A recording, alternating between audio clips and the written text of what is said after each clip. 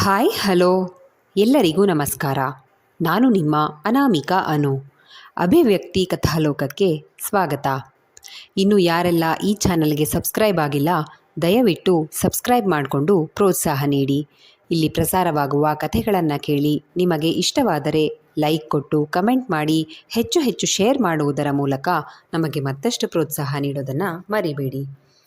ಬಾಳದೋಣಿಯಲ್ಲಿ ಕಥೆಯ 35ನೇ ಅಧ್ಯಾಯವನ್ನು ನೀವೆಲ್ಲರೂ ಕೇಳಿ ಆನಂದಿಸಿದ್ದೀರಾ ಅಂತ ಭಾವಿಸ್ತೇನೆ. ಹಾಗಾದರೆ 36ನೇ ಅಧ್ಯಾಯವನ್ನು ಶುರು ಮಾಡೋಣ. ಸಮಯ ಮಧ್ಯರಾತ್ರಿ ದಾಟಿತ್ತು. ಜೀವ ಸಂಕುಲಗಳೆಲ್ಲ ನೆಮ್ಮದಿಯಾದ ನಿದ್ರಾದೇವಿಯ ಮಡಿಲಲ್ಲಿ ಮಲಗಿದ್ರೆ ನಿಶಾಚಾರಿಗಳು ಓಡಾಟ ನಡೆಸಿದ್ವು. ಮೊಬೈಲ್ ರಿಂಗ್ ಆದಾಗ ಎಚ್ಚರವಾಗಿ ನೋಡಿದವಳಿಗೆ ಯಾವುದೋ ಅಪರಿಚಿತ ಇಂಟರ್ನ್ಯಾಷನಲ್ ನಂಬರ್ ನಿದ್ದೆ ಮತಿಯನ್ನು ಮಂದ ಮಾಡಿತ್ತು. ಉದಾಸೀನದಿಂದಲೇ ರಿಸೀವ್ ಮಾಡಿದವಳು ಹಲೋ ಎಂದಳು ಸ್ವರ್ಣ. ಅತ್ತಲಿನ ಧ್ವನಿ ಕೇಳಿ ನಿದ್ರೆ ಹಾರಹೋಗಿತ್ತು. ಅಮೋಘ್ ಎಂದು ಆನಂದದಿಂದ ದಿಗ್ಗನೆ ಎದ್ದು ಕುಳಿತಳು ಸ್ವರ್ಣ. ಏನು ಅಮೋಘ್, ಇಷ್ಟು ಲೇಟ್ನಲ್ಲಿ ಕಾಲ್ ಮಾಡಿದ್ದೀರಾ? ಆರೋಪವಿತ್ತು ಅವಳ ಧ್ವನಿಯಲ್ಲಿ. ಈ ಕೋತಿ, ನಾನಿರೋದು ಇಂಡಿಯಾದಲ್ಲ, ಮರ್ತೋದ್ಯಾ? ಇಲ್ಲಿ ಡೇ ಇದ್ದಾಗಲೇ ಮಾಡಬೇಕು ತಾನೇ ಎಂದ ಅಮೋಘ್. ನಿಮ್ಮ ನಂಬರ್ ಸ್ವಿಚ್ಡ್ ಆಫ್ ಅಂತ ಬರ್ತಿತ್ತು. ನನಗೆ ಎಷ್ಟು ಟೆನ್ಷನ್ ಆಗಿತ್ತು ಗೊತ್ತಾ? ಯಾಕೆ ಇಷ್ಟು ದಿನ ಆದರೂ ಕಾಲ್ ಮಾಡಲಿಲ್ಲ ಎಂದಳು ಸ್ವರ್ಣ ಮುಖ ಧುಮ್ಮಿಸಿಕೊಂಡು. ಇಲ್ಲಿ ಬಂದು ಸೆಟಲ್ ಆಗೋದ್ರಲ್ಲಿ ಬ್ಯುಸಿ ಆಗೋದೆ. ಸಾರಿ ಸ್ವೀಟ್ ಹಾರ್ಟ್ ಎಂದ ಅಮೋಘ್. ಸಪ್ತಸಾಗರದಾಚೆ ಅಲ್ಲೊಂದು ಇಲ್ಲೊಂದು ಇರುವ ಎರಡು ಮಿಡಿವ ಹೃದಯಗಳು ಪ್ರೀತಿಯ ಸೇತುವೆ ಕಟ್ತಾ ಇದ್ವು. ಮಾತು ನಸು ಮುಂಜಾನೆವರೆಗೂ ಮುಂದುವರೆದಿತ್ತು. ನಾನು ಮಲಗಬೇಕು, ಮತ್ತೆ ಕಾಲ್ ಮಾಡ್ತೀನಿ ಎಂದು ಸಿಹಿ ಮುತ್ತುಗಳನ್ನು ರವಾನಿಸಿ ಕಾಲ್ ಕಟ್ ಮಾಡಿದ್ದ ಅಮೋಘ್. ಸ್ವರ್ಣ ಟೈಮ್ ನೋಡಿ, ಇನ್ನೂ 5 ಗಂಟೆ, 2 ಅವರ್ಸ್ ನಿದ್ದೆ ಮಾಡೋಣ, ಇಲ್ಲಾಂದರೆ ಕ್ಲಾಸ್ ರೂಮಲ್ಲಿ ತೂಕಡಿಸ್ಬೇಕಾಗತ್ತೆ ಎಂದು ಮಲಗಿದ್ಲು. ಅಮೋಘ್ನ ಕಾಲ್ ಅವಳನ್ನು ಪುಳಕಿತಳನ್ನಾಗಿ ಮಾಡಿತ್ತು. ಪಾರ್ಥನ ತೋಳಲ್ಲಿ ತಲೆ ಇಟ್ಟು ಮಲಗಿದವಳು ಅಲಾರಾಂ ಸದ್ದಿಗೆ ಎಚ್ಚರವಾಗಿ ಕಣ್ಬಿಟ್ಟಳು. ಸಂಪೂರ್ಣ ಗೃಹಿಣಿಯಾದ ಹೊಳಪು ಲಜ್ಜೆ ಮುಖದ ಮೇಲೆ.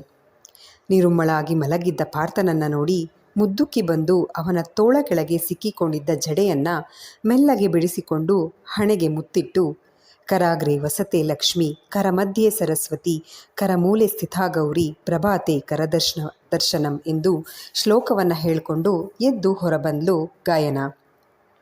ಅಂಗಳವನ್ನು ಗುಡಿಸಿ ಸುಂದರವಾದ ರಂಗೋಲಿ ಹಾಕಿ ಬಣ್ಣವನ್ನು ತುಂಬಿದ್ಲು. ಬದುಕು ಬಣ್ಣ ತುಂಬಿಕೊಂಡು ಕಾಮನ ಬಿಲ್ಲಿನಂತೆ ಕಂಗೊಳಿಸ್ತಾ ಇತ್ತು. ಆ ಸಂತೋಷ ಅಂಗಳದ ರಂಗೋಲಿಯಲ್ಲಿ ಪ್ರತಿಬಿಂಬಿಸ್ತಾ ಇತ್ತು. ಮನೆಯ ಗೃಹಿಣಿ ಸಂತೋಷವಾಗಿದ್ದರೆ ಆ ಮನೆಯಲ್ಲಿ ಅಷ್ಟಲಕ್ಷ್ಮಿಯರು ನೆಲೆಸಿರ್ತಾರೆ. ಅಜ್ಜಿ ಹೇಳ್ತಾ ಇದ್ದ ಮಾತುಗಳು ನೆನಪಾಗಿದ್ವು. ಅಡುಗೆ ಮನೆ ನಡುಮನೆಯನ್ನು ಗುಡಿಸಿ ಒರೆಸಿ ಸ್ನಾನ ಮುಗಿಸಿ ಬಂದವಳು ಅಡುಗೆ ಮನೆಯಲ್ಲಿದ್ದ ಅನ್ನಪೂರ್ಣ ವಿಗ್ರಹಕ್ಕೆ ಪೂಜೆ ಮಾಡಿದ್ಲು. ಭಾಗೀರಥಂನವರು ಅಡುಗೆ ಮನೆ ಅನ್ನಪೂರ್ಣಿಯ ವಾಸಸ್ಥಾನ ಎಂದು ನಡೆಸಿಕೊಂಡು ಬಂದ ಪದ್ಧತಿ. ರಂಗಮ್ಮ ಹೇಳಿದ ಮೇಲೆ ಗಾಯನ ಕೂಡ ಅದೇ ಆಚರಣೆಯನ್ನು ಮುಂದುವರಿಸ್ತಾ ಇದ್ಲು. ಹಾಲಿನವನು ತಂದುಕೊಟ್ಟ ಹಾಲನ್ನು ತೆಗೆದುಕೊಂಡು ಒಳ ಬರುವಾಗ ಭಾರತ ಆಗತಾನೆ ಎದ್ದು ಹೊರಬಂದ. ಕ್ಷೀರಪಾತ್ರೆಯನ್ನು ಕೈಯಲ್ಲಿ ಹಿಡಿದ ಗೃಹಲಕ್ಷ್ಮಿಯ ದರ್ಶನ ಆಯಿತು ಎಂದು ನಗುತ್ತಾ, ಎಪ್ಸೋದಲ್ವ ಗಾಯನ, ಆಗಲೇ 6 ಗಂಟೆ ಆಗಿದೆ ಎಂದು ಅವಸರವಾಗಿ ಬಚ್ಚಲು ಮನೆ ಕಡೆ ಹೋದ. ಅವನು ಸ್ನಾನ ಮುಗಿಸಿ ಬರೋ ಅಷ್ಟರಲ್ಲಿ ಗಾಯನ ಪೂಜೆಗೆ ದೇವರ ಮನೆಯಲ್ಲಿ ತಯಾರಿ ಮಾಡಿದ್ಲು. ಪೂಜೆ ಮುಗಿಸಿ ಬಂದ ಭಾರತ ಗಾಯನ ಕೊಟ್ಟ ಕಾಫಿ ಕುಡಿತಾ, ಅಕ್ಕ ಎದ್ದಿಲ್ವ ಇನ್ನೂ ಎಂದು ಕೇಳಿದ್ದ. ಪರವಾಗಿಲ್ಲ ಕಣೋ ಪಾರ್ಥ, ಅಕ್ಕ ನೆನಪಿದ್ದಾಳೆ ಎನ್ನುತ್ತಾ ಪಾರ್ಥ ಆಗತಾನೆ ಎದ್ದು ತುರುಬು ಕಟ್ಟಿಕೊಳ್ಳುತ್ತಾ ಬಂದರು ಪ್ರಮೀಳಾ. ಹಿಂದಿನ ದಿನದ ಬೇಸರವಿನ್ನೂ ಕಡಿಮೆ ಆಗಿರಲಿಲ್ಲ. ಅಕ್ಕ ಹಾಗ್ಯಾಕಂತೀಯ, ಬಾ ಕಾಫಿ ಕುಡಿ ಎನ್ನುವಾಗ ಗಾಯನ ಪ್ರಮೀಳಾಗೂ ಕಾಫಿ ತಂದುಕೊಟ್ಲು. ಕಾಫಿ ಕುಡಿಯುತ್ತಾ ಪ್ರಮೀಳಾ, ಪಾರ್ಥ, ಗದ್ದೆ ಉಳುಮೆ ಮಾಡೋದಕ್ಕೆ ಬೇರೆಯವ್ರಿಗೆ ಕೊಡ್ತೀನಿ ಕಣೋ. ಅಡಿಕೆ ತೋಟದಲ್ಲಿ ಅಲ್ಲಲ್ಲಿ ಮರಗಳು ಹಾಳಾಗಿದ್ದಾವೆ, ಬೇರೆ ಸಸಿಗಳನ್ನು ಹಾಕಿಸ್ಬೇಕು. ಹಾಗೇ ಈಗ ಮೊದಲಿನಂತೆ ಮಳೆಗಾಲ ಆಗಲ್ಲ, ಬೇಸಿಗೆಯಲ್ಲಿ ಮರಗಳು ಒಣಗಬಾರ್ದಲ್ವಾ, ಇನ್ನೊಂದು ಬೋರ್ವೆಲ್ ಹಾಕಿಸ್ಬೇಕು ಎಂದು ಪ್ರಮೀಳಾ ಹೇಳುವಾಗ, ಅಕ್ಕ ನನಗದೆಲ್ಲ ಗೊತ್ತಾಗಲ್ಲ, ಪ್ಲೀಸ್ ಅದೇನೇನು ಬೇಕೋ ನೀನು ಭಾವನೆ ನೋಡ್ಕೊಳ್ಳಿ. ಹಾಗೇ ನಿನ್ನೆ ನೀನು ಇಲ್ದಾಗ ದೇವಸ್ಥಾನದ ಆಡಳಿತ ಮಂಡಳಿಯವರು ಬಂದಿದ್ದರು. ಏನೋ ಜಾತ್ರೆ ಆದಮೇಲೆ ಮುಂದಿನ ವರ್ಷ ಮತ್ತೊಮ್ಮೆ ಜಾತ್ರೆ ಮಾಡ್ತಾರಲ್ಲ, ಅದನ್ನು ಮಾಡಬೇಕಂತೆ ಎಂದ ಪಾರ್ಥ. ಹಾಂ ಕಣೋ, 12 ವರ್ಷಕ್ಕೊಮ್ಮೆ ಅಲ್ವಾ ಜಾತ್ರೆ ಮಾಡೋದು, ಹಾಗಾಗಿ ಅಷ್ಟರಲ್ಲಿ ನೀನು ಆಡಳಿತ ಮಂಡಳಿ ಅಧ್ಯಕ್ಷ ಸ್ಥಾನದಲ್ಲಿ ಇರ್ತೀಯ ಬಿಡು. ಎಲ್ಲಿವರೆಗೆ ಬಂತು ನಿನ್ನ ಅಭ್ಯಾಸ, ಹೇಗೆ ನಡೀತಿದೆ ಎಂದರು ಪ್ರಮೀಳಾ. ಚೆನ್ನಾಗಿ ನಡೀತಿದೆ ಅಕ್ಕ. ಅಪ್ಪಯ್ಯ ಅಜ್ಜಯ್ಯ ಎಲ್ಲ ವಿವರವಾಗಿ ಲಿಖಿತ ರೂಪದಲ್ಲಿ ಬರೆದಿರೋದ್ರಿಂದ ನನಗೆ ಕಷ್ಟನೇ ಆಗ್ತಾಯಿಲ್ಲ. ಪ್ರಶ್ನೆ ಉತ್ತರ ಎರಡೂ ಇರೋ ಗೈಡ್ ರೀತಿ ಇದೆ ಗ್ರಂಥ ಎಂದ ಪಾರ್ಥ. ಪ್ರಮಿ, ಹಾಗೆ ಪಾರ್ಥ ಅಕ್ಕಸಾಲಿಗ ಕೆಲಸನೂ ಕಲಿಬೇಕು. ಯಾಕೆ ಅಂದರೆ ಅಮ್ಮನವರ ಒಡವೆಗಳ ಕೆಲಸನ ಯಜಮಾನರು ಅಜ್ಜಯ್ಯನೇ ಮಾಡ್ತಾ ಇದ್ದದ್ದು. ಅವರಲ್ಲದೆ ಬೇರೆ ಯಾರೂ ಮಾಡೋ ಹಾಗಿಲ್ಲ. ನಿನಗೆ ಗೊತ್ತಲ್ವ ಪ್ರಮಿ, ಆ ಕೆಲಸದ ಉಪಕರಣಗಳನ್ನೆಲ್ಲ ಪೆಟ್ಟಿಗೆಯಲ್ಲಿ ಎತ್ತಿಟ್ಟಿದೆಯಲ್ಲ, ಕೊಡು. ನಾನು ಯಜಮಾನರ ಸಮಕಾಲೀನ ಪರ್ವತಾಚಾರ್ ಅವ್ರ ಹತ್ರ ಮಾತಾಡಿದ್ದೀನಿ.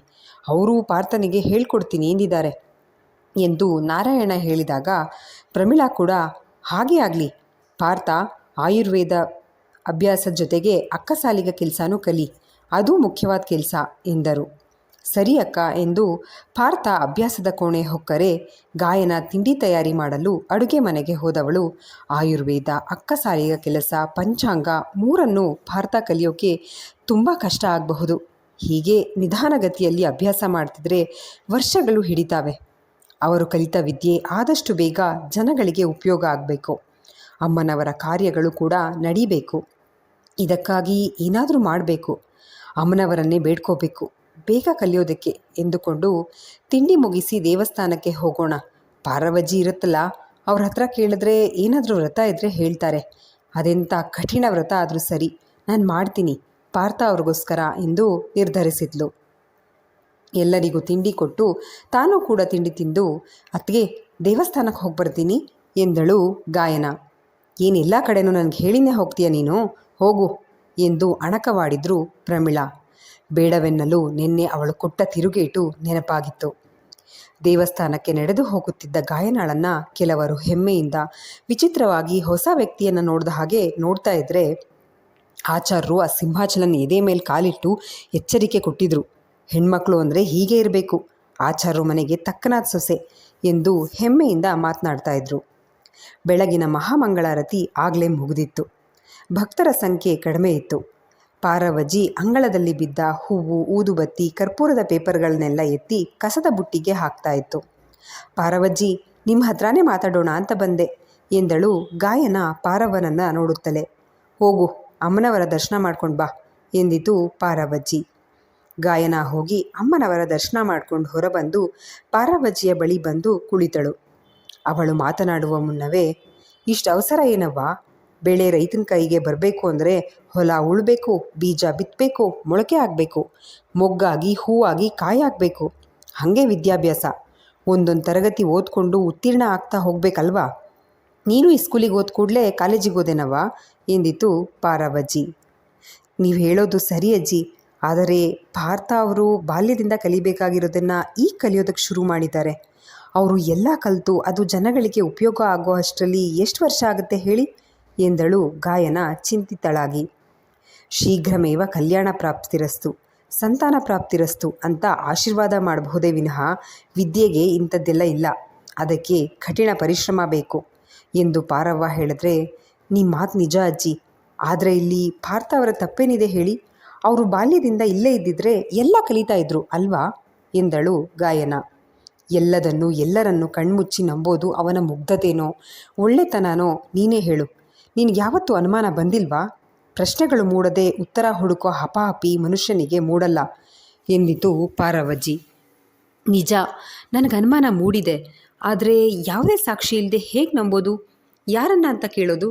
ಪ್ಲೀಸ್ ಅಜ್ಜಿ, ಪಾರ್ಥ ಅವರು ಬೇಗ ಎಲ್ಲ ವಿದ್ಯೆಗಳಿಗೆ ಪ್ರಾವೀಣ್ಯರಾಗೋದಕ್ಕೆ ಏನಾದರೂ ವ್ರತ ಇದ್ದರೆ ಹೇಳಿ, ನಾನು ಮಾಡ್ತೀನಿ. ಇದರಲ್ಲಿ ನನ್ನ ಸ್ವಾರ್ಥ ಏನಿಲ್ಲ. ಯಾಕೋ ಈ ಕಲಿಕೆಯಲ್ಲಿ ಅವರಿನ್ನೂ ತುಂಬ ಹಿಂದೆ ಇದ್ದಾರೆ ಅನ್ನಿಸ್ತಿದೆ ಎಂದಳು ಗಾಯನ. ಅವನ ಕಲಿಕೆ ಬೇಗ ಆಗಬೇಕು ಅಂದರೆ ವ್ರತ ಯಾಕೆ ಮಾಡ್ತೀಯಾ? ನೀನೇ ಸಹಾಯ ಮಾಡು. ಔಷಧಿ ತಯಾರು ಮಾಡುವಾಗ ಎಷ್ಟೊಂದು ಕೆಲಸ ಇರ್ತವೆ. ಅರಿಯೋದು, ಕುಟ್ಟೋದು, ಜಜ್ಜಿ ರಸ ತೆಗೆಯೋದು, ಕುದಿಸೋದು. ಅವನ ಹತ್ರ ಯಾವ್ಯಾವುದು ಎಷ್ಟು ಪ್ರಮಾಣ ಅಂತ ಕೇಳು, ಸಹಾಯ ಮಾಡು. ಇದರಿಂದ ನಿನಗೂ ಔಷಧಿಗಳ ಬಗ್ಗೆ ಜ್ಞಾನ ಬೆಳೆಯುತ್ತೆ ಎಂದಿತು ಪಾರವಜ್ಜಿ. ಮಾಡಬಹುದು, ಆದರೆ ಅತ್ತಿಗೆ ಏನಂತಾರೋ ರಾಗವೆಳೆದಳು ಗಾಯನ. ಯಾಕಂತಾರೆ? ನಿನ್ನ ಗಂಡ ನಿನ್ನ ಮನೆ, ನೀನು ಸಹಾಯ ಮಾಡ್ತಾ ಇದೆಯಾ, ತಪ್ಪೇನಿದೆ ಎಂದಿತು ಪಾರವಜ್ಜಿ. ಸರಿ ಅಜ್ಜಿ, ನಾನು ಸಹಾಯ ಮಾಡ್ತೀನಿ ಎಂದ ಗಾಯನ ಪಾರವಜ್ಜಿಗೆ ಮನೆಗೆ ಬರಲು ಹೇಳಿ ತಾನು ಮನೆ ಕಡೆ ಹೊರಟಳು. ಹೌದು, ನಾನು ಪಾರ್ಥ ಅವರಿಗೆ ಹೆಲ್ಪ್ ಮಾಡೋದ್ರಿಂದ ಅವರು ಬೇಗ ಕಲಿತಾರೆ ಎಂದುಕೊಳ್ಳುತ್ತಾ ಆಚಾರ್ಯರ ಮನೆ ಸೊಸೆಯಾದರೂ ಒಂಚೂರು ಗರ್ವವಿಲ್ಲ, ಆಡಂಬರ ಇಲ್ಲ. ದೇವಸ್ಥಾನಕ್ಕೆ ನಡೆದೇ ಹೋಗುವಳು, ಮೊದಲಿದ್ದಂತೆ ಇರುವಳು. ಮನೆಗೆ ಬಂದ ಗಾಯನ ಮಧ್ಯಾಹ್ನದ ಅಡುಗೆ ಕೆಲಸಗಳನ್ನೆಲ್ಲ ಮಾಡಿ ಮುಗಿಸಿ ಪಾರ್ಥನ ಅಭ್ಯಾಸದ ಕೋಣೆಗೆ ಬಂದಳು. ಏನಾದರೂ ಬೇಕಿತ್ತಾ ಅಂತ ಪಾರ್ಥ ಕೇಳಿದ್ರೆ, ಇಲ್ಲ ಪಾರ್ಥ ಅವರೇ, ನಿಮ್ಗೆ ಹೆಲ್ಪ್ ಮಾಡೋಣ ಅಂತ ಬಂದೆ. ಇವತ್ತು ದೇವಸ್ಥಾನಕ್ಕೆ ಹೋಗಿದ್ನಲ್ಲ, ಪಾರವಜ್ಜಿ ಸಿಕ್ಕಿತ್ತು, ನಿಮಗೆ ಹೆಲ್ಪ್ ಮಾಡಬಹುದು ಅಂತು. ಏನು ಮಾಡಲಿ ಹೇಳಿ ಎಂದಳು ಗಾಯನ. ಪಾರವಜ್ಜಿ ಹೇಳ್ತಾ, ಒಳ್ಳೆ ಕೆಲಸ ನೋಡಿ, ಈ ಕೆಲವೊಂದು ಎಲೆಗಳನ್ನು ಕುಟ್ಟಿ ಪುಡಿ ಮಾಡಬೇಕು, ಈ ತಾಮ್ರದ ಬಟ್ಟಲುಗಳನ್ನು ತೊಳಿಬೇಕು. ನೀವು ಬಂದಿದ್ದು ನನಗೆ ಹೆಲ್ಪ್ ಆಯಿತು ಎಂದ ಪಾರ್ಥ. ಪ್ರಮೀಳಾ ವಿರೋಧಿಸಿದಾಗ ನಾರಾಯಣರೇ, ನೀನು ಅರ್ಜುನಂಗೆ ಸಹಾಯ ಮಾಡ್ತಾ ಇದ್ದಲ್ಲ ಪ್ರಮಿ, ಮಾಡಲಿ ಬಿಡು, ಅವಳು ತಿಳ್ಕೊಳ್ಳಿ ಎಂದು ಅವರ ಬಾಯಿ ಮುಚ್ಚಿಸಿದ್ರು. ಈಗ ಗಾಯನ ಪಾರ್ಥ ಜೊತೆಯಲ್ಲೇ ಹೆಚ್ಚು ಸಮಯ ಕಳೆಯೋ ಹಾಗಾಗಿತ್ತು. ಪ್ರಮೀಳಾ ಗಾಯನಾಗೆ ಕಾಟ ಕೊಡಲು ಸಿಗ್ತಾನೇ ಇರಲಿಲ್ಲ.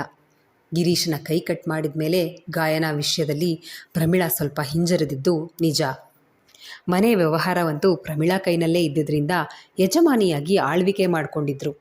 ನಾರಾಯಣರು ಶ್ರೀಕಂಠ ಆಚಾರ್ಯರ ಸಮಕಾಲೀನ ಪರ್ವತಾಚಾರ್ಯರನ್ನು ಕರೆಸಿ ಒಂದು ಸುಮುಹೂರ್ತದಲ್ಲಿ ಪಾರ್ಥನಿಗೆ ಅಕ್ಕಸಾಲಿಗ ಕೆಲಸ ಕಲಿಯೋದಕ್ಕೆ ವ್ಯವಸ್ಥೆ ಮಾಡಿದರು. ಹಿರಿಯರ ಆಶೀರ್ವಾದ, ಅಮ್ಮನವರ ಕೃಪೆಯಿಂದ ಪಾರ್ಥ ಬಹುಬೇಗ ಅಕ್ಕಸಾಲಿಗ ಕೆಲಸವನ್ನು ಕಲಿತಿದ್ದ. ಬ್ರಹ್ಮಗಿರಿಯ ಜನರಿಗೀಗ ನೆಮ್ಮದಿ. ಅಮ್ಮನವರ ಒಡವೆಗಳ ರಿಪೇರಿಗೆ ಪಾರ್ಥ ತಯಾರಾಗಿದ್ದು. ಇತ್ತ ಬೆಂಗಳೂರಿನಲ್ಲಿ ಸ್ವರ್ಣಳ ಓದು ಮುಂದುವರೆದಿತ್ತು. ಫ್ರೀ ಇದ್ದಾಗಲೆಲ್ಲ ಗಾಯನಾಳಿಗೆ ಕಾಲ್ ಮಾಡಿ ಮಾತಾಡ್ತಾ ಇದ್ಲು. ಈಗ ಪಾರ್ಥ ಗಾಯನ ಜೊತೆನಲ್ಲೇ ಇದ್ದರಿಂದ ಇಬ್ಬರ ಜೊತೆನಲ್ಲೂ ಹರಟೆ ಹೊಡಿತಾ ಇದ್ಲು. ಗಾಯನ ಓದಿನ ಬಗ್ಗೆ ಸ್ವರ್ಣ ಕೇಳಿದಾಗ ಗಾಯನ ನಿರಾಕರಿಸಿ, ಸ್ವರ್ಣ, ನಿನಗೆ ಗೊತ್ತು ನನಗೆ ಅಮ್ಮನವರ ಮೇಲೆ ಎಷ್ಟು ಭಕ್ತಿ ಇದೆ ಅಂತ. ಅಮ್ಮನವರ ಕಾರ್ಯಕ್ಕಿಂತ ದೊಡ್ಡ ಕಾರ್ಯ ಮತ್ತೊಂದಿಲ್ಲ ಎಂದಳು. ಅಮೋಘ್ ಜೊತೆ ಸ್ವರ್ಣಳ ಪ್ರೀತಿಯ ಸಲ್ಲಾಪ ನಡೀತಾ ಇತ್ತು. ಪಾರ್ಥ ಗಾಯನ ಒಟ್ಟಿಗೆ ಇರ್ತಿದ್ರಿಂದ ಹೆಚ್ಚು ಅರ್ಥ ಮಾಡಿಕೊಂಡು ಪ್ರೀತಿ ಚಿಗುರಿತ್ತು. ಪಾರ್ಥ ಬೆಂಗಳೂರಿನಲ್ಲಿದ್ದಾಗ ತಮ್ಮ ಹಳೆ ದಿನಗಳನ್ನು ನೆನಪು ಮಾಡಿಕೊಂಡು ಮಾತನಾಡ್ತಾ ಇದ್ದ. ದಿನಗಳು ಹೀಗೆ ಉರುಳ್ತಾ 1.5 ತಿಂಗಳು ಕಳೆಯಿತು. ಗಿರೀಶನ ಕೈ ಕಟ್ ಮಾಡಿ ಗುಣವಾಗಿ ಆಸ್ಪತ್ರೆಯಿಂದ ಡಿಸ್ಚಾರ್ಜ್ ಆಗಿ ಮನೆಗೆ ಬಂದಿದ್ದ. ದಾಮೋದರ, ಸರ್ವಮ್ಮ ಅಂತೂ ಅಂದಿನ ಘಟನೆ ನಡೆದಾಗಿನಿಂದ ಸುಲೋಚನಾ ಜೊತೆ ಮಾತಾಡೋದನ್ನೇ ಬಿಟ್ಬಿಟ್ಟಿದ್ರು. ಸುಲೋಚನಾ ಅವನು ಮನೆಗೆ ಬರುವವರೆಗೂ ತಾಳ್ಮೆಯಿಂದ ಅವನ ಸೇವೆ ಮಾಡಿದ್ರು. ಇಷ್ಟು ವರ್ಷ ಅವನ ಮನೆಯಲ್ಲಿ ಇದ್ದಿದ್ದರಿಂದ ಇಬ್ಬರ ನಡುವೆ ಮಾತಿಲ್ಲ. ಸುಲೋಚನಾ ಅಂತೂ ಮಾತೇ ಬಾರದಂತೆ ಆಗಿದ್ರು. ಮನೆಗೆ ಬರುತ್ತಲೇ ಮೂವರನ್ನು ಉದ್ದೇಶಿಸಿ ವಿಶೇಷವಾಗಿ ಗಿರೀಶನಿಗೆ ಅರ್ಥ ಆಗೋ ಹಾಗೆ, ಅಪ್ಪ ಅಮ್ಮಂಗೆ ಕೊಟ್ಟ ಮಾತಿಗೆ ಕಟ್ಟಿಬಿದ್ದು ಇಷ್ಟು ವರ್ಷ ತವರ್ ಮನೇಲೇ ಉಳ್ಕೊಂಡೆ. ಎಲ್ಲ ಹೆಣ್ಣು ಮಕ್ಕಳ ಹಾಗೆ ತಮ್ಮಂಗೆ ಮಗಳನ್ನು ಕೊಡಬೇಕು ಅಂತ ಆಸೆನೂ ಪಟ್ಟೆ. ಆದರೆ ನೀನು ಒಳ್ಳೆ ದಾರಿಲಿ ಇರಲೇ ಇಲ್ಲ. ಆಗಲೂ ಗಾಯಿ ಮೇಲೆ ಅತಿಯಾದ ಪ್ರೀತಿ, ಮದುವೆ ಮಾಡಿದ್ರೆ ಜವಾಬ್ದಾರಿ ಹೆಗಲಿಗೆ ಬಿದ್ದರೆ ಸರಿ ಹೋಗ್ತೀಯಾ ಅಂದ್ಕೊಂಡೆ. ಅವಳು ಋಣಾನು ಬಂದ. ಆಚಾರು ಮನೇಲಿತ್ತು. ಏನೇನೋ ಆಗಿ ಮದುವೆ ಆಯಿತು. ನಾನು ಕೂಡ ಆ ಮದುವೆನ ಒಪ್ಪಲಿಲ್ಲ. ನನ್ನ ಮಗಳು ಗಂಡ ಬಿಟ್ಟವಳಾದರೂ ಸರಿ, ಆ ಮನೆಯಲ್ಲಿರೋದು ಬೇಡ ಅಂತ ನಾನೇ ಹೋಗಿ ಆ ಮನೆ ಬಾಗಿಲಲ್ಲಿ ನಿಂತು ಕರೆದೆ. ಅದಕ್ಕೆ ನನ್ನದೇ ಆದಂಥ ಕಾರಣಗಳಿದ್ದಾವೆ. ಆದರೆ ಅವಳು ಬರಲ್ಲ ಅಂದ್ಲು. ಆದರೆ ನೀನು ಮಾಡಿದ್ದೇನು? ಅವಳ ಹೆಣ್ತನಾನೇ ಹಾಳು ಮಾಡೋ ಯೋಚನೆ ಮಾಡಿ ಆ ಸಿಂಹಾಚಲನ ಜೊತೆ ಕೈ ಜೋಡಿಸಿದ್ಯಾ? ಅವನು ಒಂದು ಸಾರಿ ಆಚಾರು ಮನೆ ಹಾಳು ಮಾಡಿರೋದೇ ಸಾಕು. ಎಲ್ಲ ಹೋಗಿತ್ತು ನಿನ್ನ ಬುದ್ಧಿ? ನೀನು ಬಯಸಿದ್ದು ಅವಳ ದೇಹನ? ಥೂ, ಇಷ್ಟು ವರ್ಷ ಹಾವಿಗೆ ಹಾಲೆರೆದು ಸಾಕ್ದೆ ನಾನು. ಸಾಕಪ್ಪ ಸಾಕು. ಇಷ್ಟು ವರ್ಷ ನನ್ನಿಂದಾಗಿ ನನ್ನ ಗಂಡ, ನನ್ನ ಅತ್ತೆ ನಿನ್ನ ಹಂಗಿನ ಮನೇಲಿದ್ದಿದ್ದು ಸಾಕು. ಹಂಗಿನ ಅರಮನೆಗಿಂತ ಸ್ವಂತ ಗುಡಿಸಲೇ ಲೇಸು. ನಾನು ನನ್ನ ಸಂಸಾರನ ಕರ್ಕೊಂಡು ಈ ಮನೆ ಬಿಟ್ಟು ಹೋಗಬೇಕು ಅಂತ ತೀರ್ಮಾನ ಮಾಡಿದ್ದೀನಿ. ಕೂಲಿ ಮಾಡ್ಕೊಂಡು ಬದುಕ್ತೀವಿ ವಿನಃ ನಿನ್ನ ಸಹವಾಸ ಸಾಕು. ನನಗೊಬ್ಬ ತಮ್ಮ ಇದ್ದ. ಆದರೆ ಅವನು ಯಾವಾಗ ಒಬ್ಬ ಮಂತ್ರವಾದಿ ಜೊತೆ ಸೇರಿಕೊಂಡು ನನ್ನ ಮಗಳ ಮೇಲೆ ಕಣ್ಣಾಕಿದ್ನೋ ಅವತ್ತೇ ಸತ್ತೋದ ಅವನು. ನಿನ್ನ ಮನೆಗಾಗಿ ನಾನೇನು ತೊಗೊಂಡು ಹೋಗ್ತಿಲ್ಲ, ನಮ್ಮ ಬಟ್ಟೆಗಳನ್ನು ಬಿಟ್ಟರೆ ಎಂದು ಮೊದಲೇ ಸಿದ್ಧ ಮಾಡಿ ಇಟ್ಟಿದ್ದ ಬಟ್ಟೆ ಬ್ಯಾಗ್ಗಳನ್ನು ಎತ್ಕೊಂಡು ಮನೆಯಿಂದ ಹೊರಟರು. ದಾಮೋದರ, ಸರ್ವಮ್ಮ ಕೂಡ ಸುಲೋಚನರ ತೀರ್ಮಾನಕ್ಕೆ ಮೆಚ್ಚಿ ಮನೆಯಿಂದ ಹೊರಟರು. ಗರ ಬಡಿದವನ ಹಾಗೆ ಕೂತಿದ್ದ ಗಿರೀಶ ಏನಾಗ್ತಿದೆ ಎಂದು ಅರ್ಥವಾಗುವ ಮುನ್ನ ತಾಯಿಯಂತೆ ಸಾಕಿದ್ದ ಅಕ್ಕ ಮನೆಯ ಹೊಸ್ತಿಲು ದಾಟಿದ್ಲು. ಓಡಿ ಹೋಗಿ ಇದ್ದ ಒಂದೇ ಒಂದು ಕೈಯಲ್ಲಿ ಅಕ್ಕನ ಪಾದ ಹಿಡಿದು ಬೇಡ್ಕೊಂಡ. ಮನೆ ಬಿಟ್ಟು ಹೋಗಬೇಡ ಅಂತ ಕೇಳ್ಕೊಂಡ. ಆದರೆ ಸುಲೋಚನಾ ಕಲ್ಲಾಗಿದ್ರು. ಗೋರ್ಕಲ್ಲ ಮೇಲೆ ಮಳೆ ಸುರಿದ ಹಾಗೆ ಗಿರೀಶನ ಕಣ್ಣೀರು ಅವರ ಮನಸ್ಸನ್ನಾಗಲಿ ನಿರ್ಧಾರವನ್ನಾಗಲಿ ಬದಲಾಯಿಸಲಿಲ್ಲ.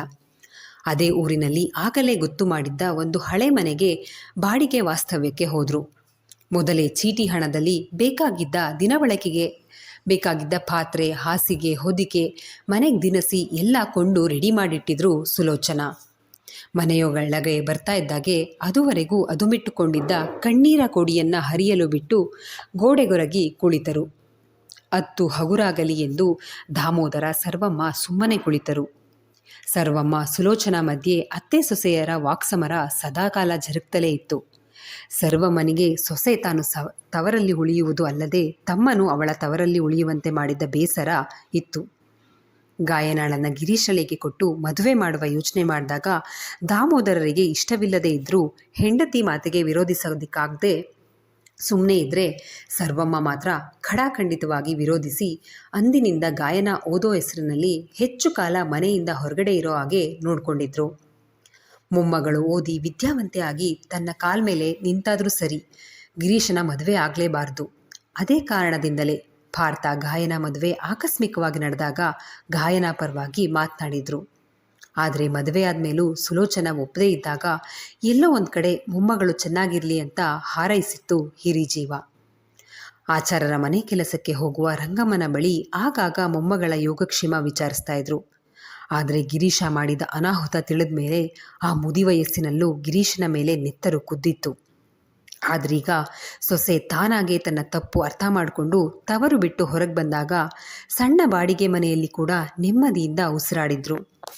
ದಾಮೋದರ ಹೆಂಡತಿ ವಿರುದ್ಧವಾಗಿ ಮಾತನಾಡುವುದಿಲ್ಲ ಎನ್ನುವುದನ್ನು ಬಿಟ್ಟರೆ ಬಂಡೆ ಒಡೆದಾದರೂ ಸರಿ ಸಂಸಾರವನ್ನು ತೂಗಿಸುವ ಮನುಷ್ಯ. ಈ ಸಮಯದಲ್ಲಿ ಮಗಳ ನೆನಪು ಇನ್ನಿಲ್ಲದಂತೆ ಕಾಡಿತ್ತು. ಈಗಲಾದರೂ ಮಗಳು ಅಳಿಯನನ್ನು ಮನೆಗೆ ಕರೆಸಬೇಕು. ನಮಗೆ ಇಷ್ಟು ಆಘಾತ ಆಗಿರುವಾಗ ಅವಳ ಮನಸ್ಸಿಗೆ ಎಷ್ಟು ಘಾಸಿಯಾಗಿರಬೇಡ. ಹೆತ್ತವರು ನಾವೇ ಅವಳಿಗೆ ಸಮಾಧಾನ ಹೇಳಬೇಕು ಅಂತ ನಿರ್ಧಾರ ಮಾಡಿದ್ರು. ಇಲ್ಲಿಗೆ ಈ ಸಂಚಿಕೆ ಮುಕ್ತಾಯವಾಯಿತು. ಈ ಸಂಚಿಕೆ ನಿಮ್ಮೆಲ್ಲರಿಗೂ ಇಷ್ಟವಾಗಿದೆ ಅಂತ ಭಾವಿಸ್ತೇನೆ. ದಯವಿಟ್ಟು ನಿಮ್ಮ ಅನಿಸಿಕೆ, ಅಭಿಪ್ರಾಯಗಳನ್ನು ಕಮೆಂಟ್ ಸೆಕ್ಷನಲ್ಲಿ ಹಂಚ್ಕೊಳ್ಳೋದನ್ನು ಮರಿಬೇಡಿ. ಧನ್ಯವಾದಗಳು.